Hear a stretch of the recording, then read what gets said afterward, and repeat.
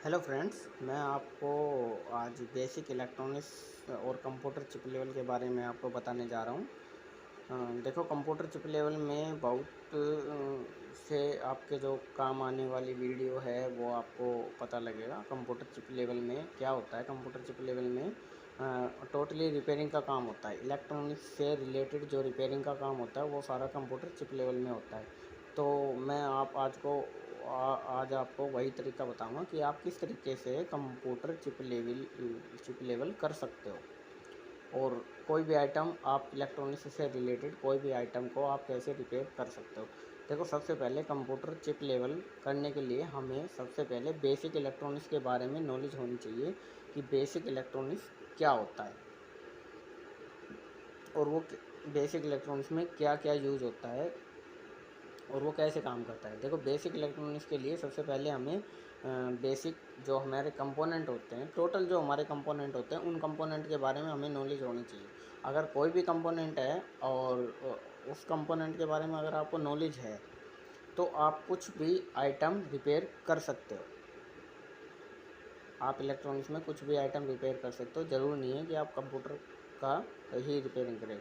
देखो, basic electronics में component आने के बाद हम LCD, monitor, TV, LED TV, UPS, CPU, processor, जो भी है, हम जो भी इलेक्ट्रॉनिक्स लाइन में अपने आते हैं, कोई भी मशीन, एसएमपीएस वगैरह जो भी आती है, हम उसको रिपेयर कर सकते हैं। कोई भी सप्लाई हम आपको रिपेयर करना सिखाएंगे, ठीक है। लेकिन सब कुछ रिपेयर करने से पहले हमें क्या है, बेसिक कंपोनेंट के बारे में नॉलेज होनी चाहिए कि बेसिक कंपोनेंट हमारे क्या होते हैं।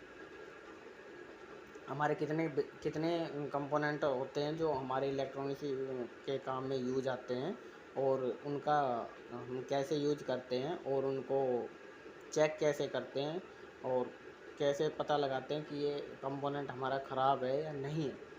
तो उन सब चीज़ों के बारे में हम आपको नॉलेज देने वाले हैं। तो उससे पहले सबसे पहले हमें क्या करना होगा, बेसिक इलेक्ट्रॉनिक्स के बारे में जानना होगा। और बेसिक इलेक्ट्रॉनिक्स में जानने से पहले हमें क्या करना होगा, जितने भी हमारे कंपोनेंट हैं उनके बारे में हमें नॉलेज लेनी पड़ेगी कि कौन सा कंपोनेंट क्या काम करता है, वो ख़राब कैसे है, वो उसको चेक कैसे किया जाए, और कैसे पता लगाया जाए कि वो ख़राब है। उसके लिए हमें सबसे पहले बेसिक कंपोनेंट के बारे में सीखना होगा। और तो उसके बारे में मैं आपको बताऊंगा कि कंपोनेंट को कैसे चेक करते हैं, कैसे ख़राब है, इसकी इकाई क्या है, और इसको ये काम कैसे करता है। हर चीज़ के बारे में मैं आपको बताऊंगा। तो आप मेरी वीडियो को कंटिन्यू देखते रहिए। इसके लिए मैं आपको बताता हूँ कि देखो, जो हमारी बेसिक इलेक्ट्रॉनिक्स होती है, उस बेसिक इलेक्ट्रॉनिक्स में सबसे पहले जो हमारा कंपोनेंट होता है, जो हमें हर सर्किट में हमारा यूज होता है, सबसे पहला जो कंपोनेंट होता है वो होता है हमारा रेजिस्टेंस। देखो, रेजिस्टेंस एक ऐसा कंपोनेंट है जो इलेक्ट्रॉनिक्स की सबसे बड़ी इकाई में आता है। यानी कि जो सबसे बड़ी इकाई होती है इलेक्ट्रॉनिक्स की, मतलब कि हर जगह यूज होने वाला जो कंपोनेंट है वो होता है हमारा रेजिस्टेंस। तो सबसे पहले हम उसके बारे में बताएंगे कि रेजिस्टेंस क्या होता है, और रेजिस्टेंस को कैसे चेक करते हैं, और रेजिस्टेंस को हम कैसे पता लगाएंगे कि ये रेजिस्टेंस ख़राब है या नहीं है। तो उसके बारे में हम आपको बताएंगे कि रेजिस्टेंस को कैसे चेक किया जाता है, और कैसे पता लगाया जा सकता है कि ये रेजिस्टेंस ख़राब है या नहीं है। रेजिस्टेंस की परिभाषा क्या है, इसको हम किस नाप में नापेंगे, किस उसमें इकाई में इसको नापेंगे, ठीक है। और इसको हम कैसे पता लगाएंगे, और आपको हम चेक करना बताएंगे मल्टीमीटर के द्वारा कि ये रेजिस्टेंस ख़राब है या नहीं है। हर चीज़ आपको प्रैक्टिकल करके दिखाई जाएगी, और थ्योरेटिकल में भी आपको बताया जाएगा। देखो, सबसे पहले क्या है, अगर हमें बेसिक इलेक्ट्रॉनिक्स के बारे में नॉलेज नहीं है तो हम कुछ नहीं कर सकते।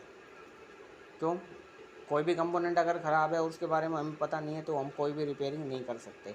और अगर आपको हर कंपोनेंट के बारे में नॉलेज है तो आप कोई भी रिपेयरिंग कर सकते हो, चाहे वो एलसीडी हो, चाहे वो टीवी एलईडी हो, चाहे वो मॉनिटर हो, चाहे वो एसएमपीएस हो, चाहे वो अपना यूपीएस हो, चाहे इन्वर्टर हो, आप उसमें कुछ भी कर सकते हो। सबसे पहले हमें क्या करना है, कंपोनेंट के बारे में नॉलेज लेनी है कि कौन सा कंपोनेंट क्या काम करता है और कैसे काम करता है। अगर हम इसको चेक करेंगे तो कैसे चेक करेंगे। दोस्तों हमें सबसे पहले यही सीखना है कि बेसिक इलेक्ट्रॉनिक्स क्या है और बेसिक कंपोनेंट क्या है जो हमारे रिपेयरिंग में यूज आते हैं। अगर आप रिपेयरिंग करना चाहते हो उसके लिए हमें सबसे पहले किस बारे में नॉलेज होनी चाहिए, सबसे पहले हमें कंपोनेंट के बारे में नॉलेज होनी चाहिए। तो मैं आपको बताने जा रहा हूँ कि सब हमारे जो कंपोनेंट होते हैं वो कितने कंपोनेंट होते हैं। देखो इलेक्ट्रॉनिक्स में हमारे जो बेसिकली यूज होते हैं वो हमारे 11 कंपोनेंट होते हैं। मैं उन 11 कंपोनेंट के बारे में आपको बताऊंगा। उन्हीं 11 कंपोनेंट से हर सर्किट बनती है। उन 11 कंपोनेंट को कैसे चेक किया जाएगा, क्या वो ख़राब है या नहीं है, ये कैसे पता लगाएंगे, वो सब मैं आपको आगे आने वाली वीडियो में बताऊंगा। लेकिन आज मैं जो बताने जा रहा हूँ वो रेजिस्टेंस के बारे में आपको बताने जा रहा हूँ कि रेजिस्टेंस क्या है। देखो रेजिस्टेंस एक कंपोनेंट है इलेक्ट्रॉनिक्स का। इसकी सबसे बड़ी इकाई, इलेक्ट्रॉनिक्स की सबसे बड़ी जो इकाई होती है वो भी रेजिस्टेंस होता है। इलेक्ट्रॉनिक्स की सबसे बड़ी इकाई रेजिस्टेंस है और इस रेजिस्टेंस को हम ओम में नापते हैं। जैसे हम हर चीज़ को किसी न किसी चीज़ में नापते हैं। लिक्विड को हम नापते हैं, लिक्विड को हम नापते हैं लीटर में। और जैसे हम वैसा पदार्थ होता है उसको नापते हैं किलोग्राम में। ग्राम आ गया ना। और लिक्विड को नापते हैं हम लीटर में। तो उसी तरह से हर कंपोनेंट का अपनी एक इकाई होती है, उसी में उसको हम नापेंगे। जैसे रेजिस्टेंस को जो हम नापेंगे उसको हम ओम में नापेंगे। ओम में हम उसको नापेंगे और ओम में नापने से हमें ये पता लगेगा कि रेजिस्टेंस कितने ओम का है, कितने किलो ओम का है, कितने मेगा ओम का है। जैसे ग्राम होता है, किलोग्राम होगा, उसके बाद मेगाग्राम जो होता है। तो ऐसे हम उसको नापेंगे। तो ठीक है। तो मैं आज आपको बताने जा रहा हूँ कि रेजिस्टेंस जो होता है, रेजिस्टेंस का मतलब है रेजिस्टेंस एक रजिस्टर, और रेजिस्टेंस का मतलब हो जाएगा रजिस्टेंस एक वर्ड से ही हमें पता लगता है कि किसी दूरी को। तो रेजिस्टेंस की परिभाषा ये है, किसी भी इलेक्ट्रॉन में अवरोध पैदा जो करता है, जो कंपोनेंट अवरोध पैदा करता है, रुकावट पैदा करता है, उसको हम रेजिस्टेंस कहते हैं। मतलब कि वोल्टेज में या करंट में जैसे भी अवरोध पैदा कर देगा वो बीच में। अगर हमने यहाँ पे 12 वोल्टेज दी है रेजिस्टेंस के एक हिस्से पे, तो हम दूसरे हिस्से पे वो कम से कम वैल्यू के हिसाब से कम करके हमें देगा। वही रेजिस्टेंस का कार्य होता है।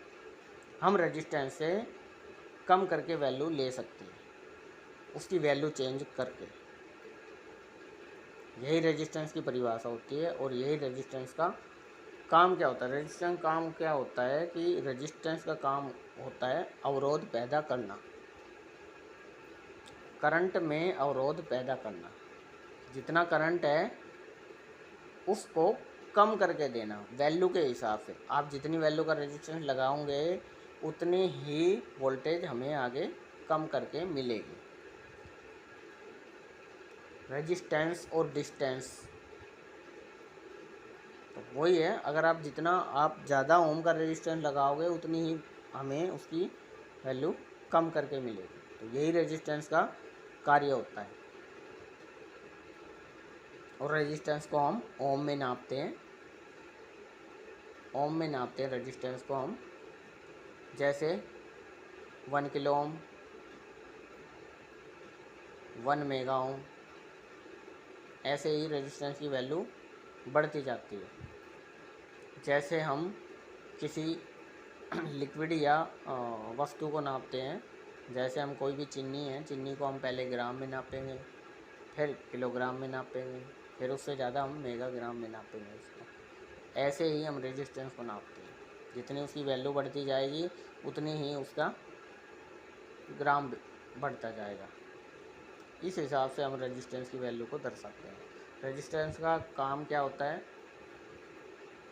वैल्यू को कम करना। मतलब इलेक्ट्रॉनिक्स के जो करंट है उसको कम करके आगे हमें देना।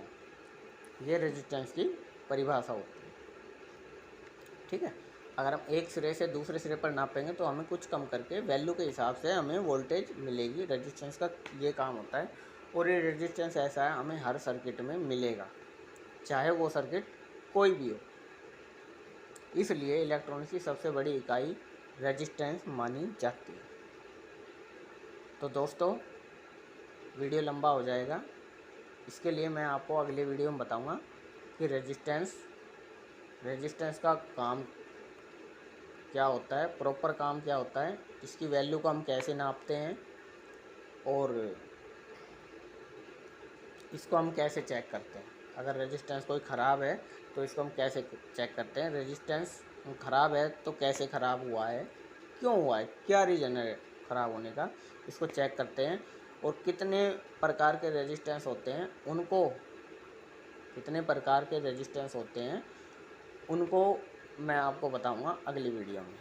तो दोस्तों, वीडियो देखने के लिए धन्यवाद। आपका बहुत बहुत शुक्रिया, धन्यवाद।